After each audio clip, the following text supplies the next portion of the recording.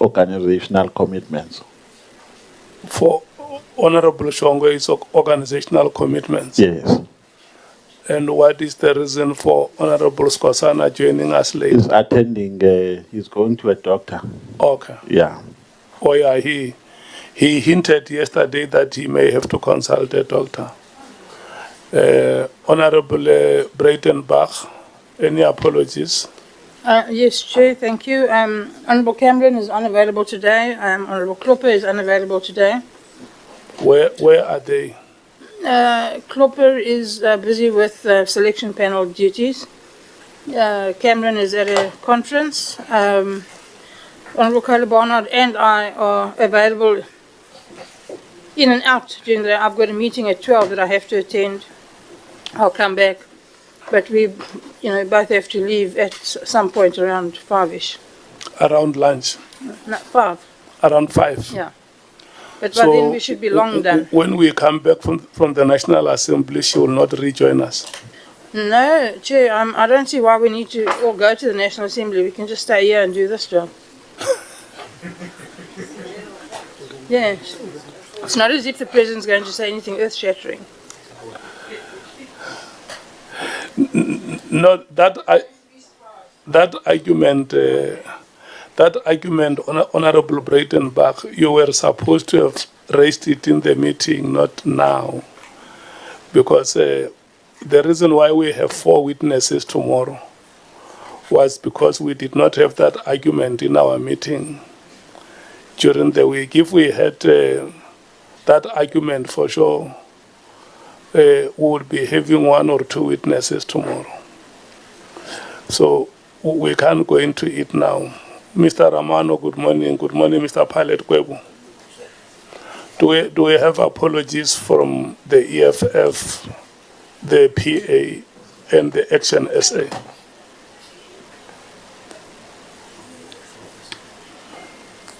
There is no apology from the EFF.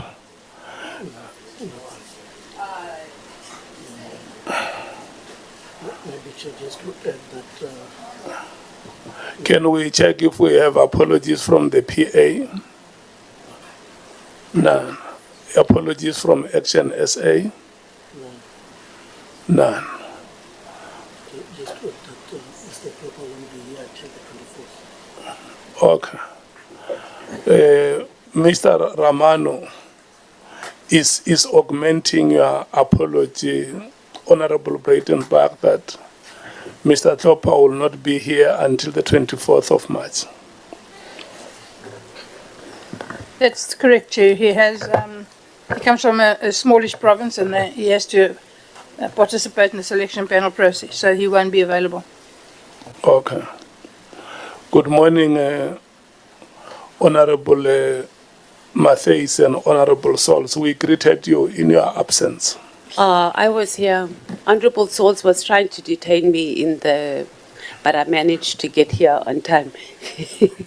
Good morning, Chair. Good morning, Chair. This is how people get framed. She came before me, but I wanted to detain her, but she's here before me. When greetings were rotated, the 2 of you were not in the chambers. And the chairperson does not listen to anything outside the chambers. I'm just making sure I don't get arrested after this, Chair. It's not on record, it's outside the chambers. Do we have apologies from Action SA? Palette? Ramano? None. Okay. Advocate Arense. Good morning to you. Do you have apologies? Do you have any apologies you want to? Just for my colleagues. Your microphone. Is it on? Yeah, Thank it's you. fine now. Thank you, Honourable Chair. Yeah, my colleagues are otherwise engaged with committee work. Okay. If they may be excused for today. Okay. And then, do you have any remarks, including introducing the witness formally before the committee? Thank you, Chair. The witness before us today is Mr. Kashin Chetty. He has submitted, as honourable members would have seen, quite a substantive or substantial affidavit with annexes. I will do my best to try and make sense of them, to try and guide both myself and the honourable members through it, and obviously Mr. Chetty will have his opportunity to explain certain aspects of his affidavit. But at the outset, if I may just say that initially his dad had made a submission to this honourable committee in last year, which was a very short submission involving a complaint against a curator in one of the cases. It is only about 2 weeks ago that Mr. Romano received this substantial affidavit with the annexes, and you may recall that during the course of last week, when Mr. Chetty was present to give his evidence, he was stood down because there was some confusion between the initial short submission and the subsequent bigger submission, which obviously required some consultation and presentation to this honourable committee. So that is the background to Mr. Chetty appearing before you today, and Honourable Chair and Honourable Members, you've set aside the better part of a day to hear his evidence. Thank you, Chair. So Mr. Chetty is here. He has deposed to a signed affidavit, which was signed in last week. Mr. Romano, I think, I don't know if he has the original affidavit, or Mr. Chetty can make it available to him. Thank you, Chair.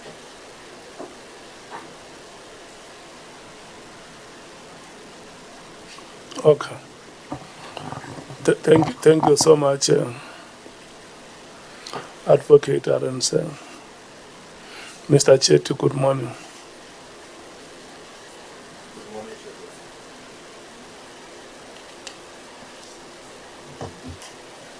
Good morning to you. Your microphone was not on. If it is green, it means it's not on. It must be red, so that whatever you say goes into the records. Good morning to you. Good morning, Chairperson. Yeah, thank you so much. We are going to administer oath on you, so that whatever information or evidence that you give us is recorded under oath. But before we do that, let me say the following to you, that you have been invited here before this ad hoc committee which investigates the allegations that were made by the KwaZulu-Natal Provincial Commissioner, General Ntantla Mkhwanazi, with the belief that the information that you are going to give us shall help the committee in its oversight and investigative work. The allegations include, amongst others, number one, the alleged unlawful disbandment of the Political Killings Task Team, otherwise known as the PKTT or the NPKTT. Number two, alleged moratorium on the filling of vacancies within the South African Police Services, the SAPS. And number 3, alleged corrupt relationship between the SAPS senior leadership and members of the public. And lastly, number 4, alleged political interference in the work of the SAPS. In extending the invitation to you, the chairperson of the ad hoc committee has indicated to you that you may provide such information to the committee if you so wish, under oath in terms of the powers, privileges, immunities of Parliament and Provincial Legislatures Act of 2004.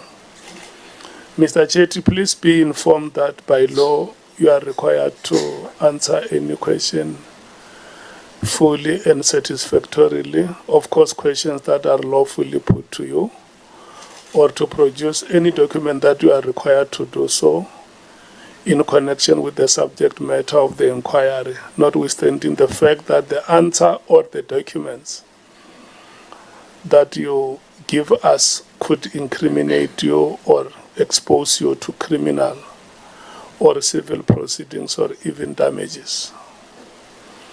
Mr. Chetty, you are, however, protected in that evidence given under oath or affirmation before a House or a Committee of Parliament may not be used against you in any court or place outside Parliament, except in criminal proceedings concerning a charge of perjury or a charge relating to the evidence or documents required in these proceedings.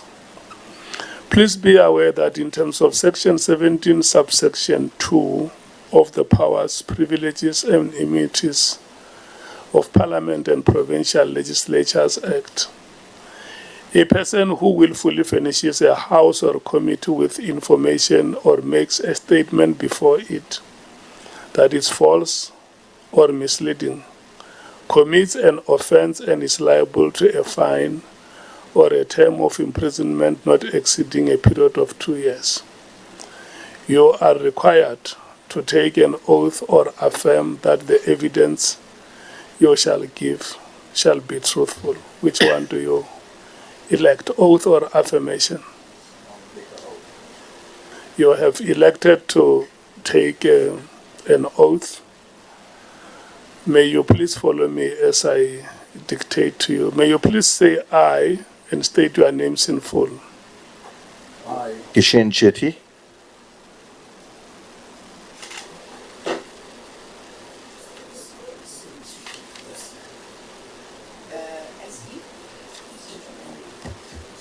put it off. Yeah. Let's repeat that, Mr. Chetty.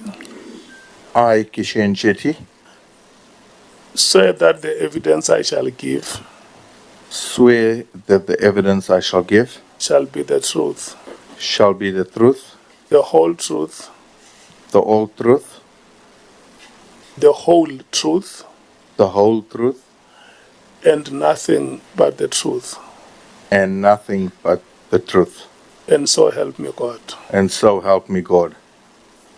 Thank you so much. I'm handing over to you and the senior counsel to start with the presentation of evidence. Can I check, senior counsel, how many hours do you need to conclude the presentation of evidence? Chair, always difficult to predict, but I wouldn't expect us to be longer than 2 hours, if that long. As I said, you and the honourable members would have gone through this affidavit. It's lengthy, but it's full of technical, legal. No, it's fine. If you need 2 hours, let me exercise my benevolence and say that you run until 13 hours. By that time, Mr. Chetty and senior counsel, you must be done with the presentation of evidence. Thank you, Chair. Do everything within your abilities to ensure that by that time you are done. Thank you.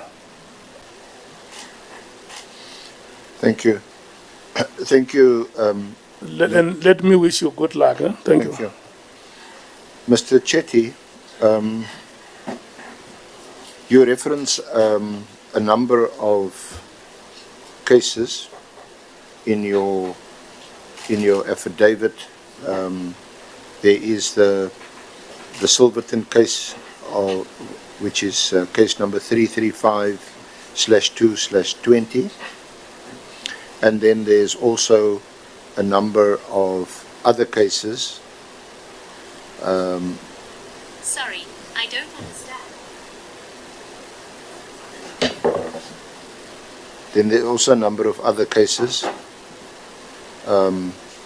Silverton case numbers and Brooklyn case numbers. Now, in our discussion and in my understanding, you had initially been an accused with some 70 other accused, which is some 40 odd natural persons and 30 odd juristic entities, companies, CCs, in case 335. We can call it 335. That case, which is referenced in paragraph 1.1, honorable members, that case was in March 2021. Is 2021? 2020? 2020. 2020. 4th of June, 2020. 4th of June 2020. Yes, we were arrested. The case was struck off the roll. No, it was struck off the roll on the 25th of March, 2021. Yes, that's the one I'm referring to. March 2021. The case was struck off the roll in terms of section 3423, capital letter C, by the magistrate. Is that correct? You're correct, Counsel. And that's what we can call the big case, right? Yes. Subsequent to that, there have been several. You were arrested and charged in several other cases, which, as it were, mutates from this big 335 case. Is that right? Yes, Counsel. And those are the cases that we see referenced there: Silverton, 143, 145, 142, and Brooklyn, and 147. So those cases, they are taken from the big 335 case. Is that correct? Yes, Counsel. And your case is that in itself constitutes an abuse, because 335,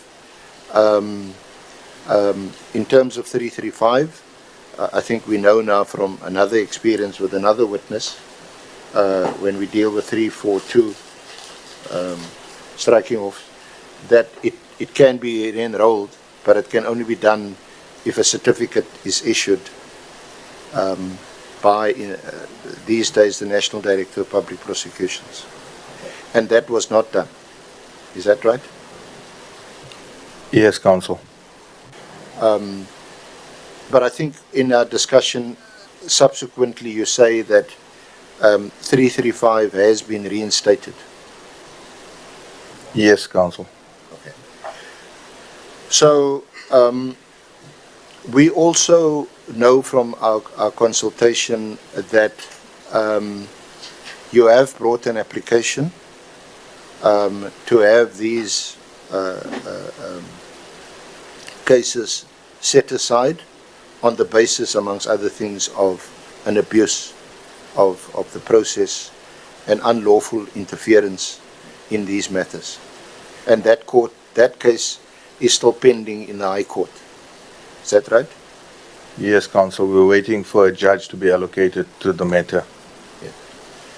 So, and you appreciate and understand. In fact, you to your credit, you pointed out to me that you are not here to debate the merits of these charges against you.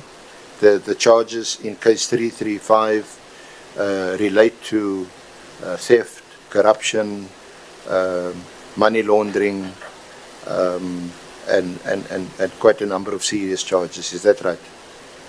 100% counsel. You're not. You're obviously defending these charges, but you're not here to debate the merits of those cases. No, I'm not.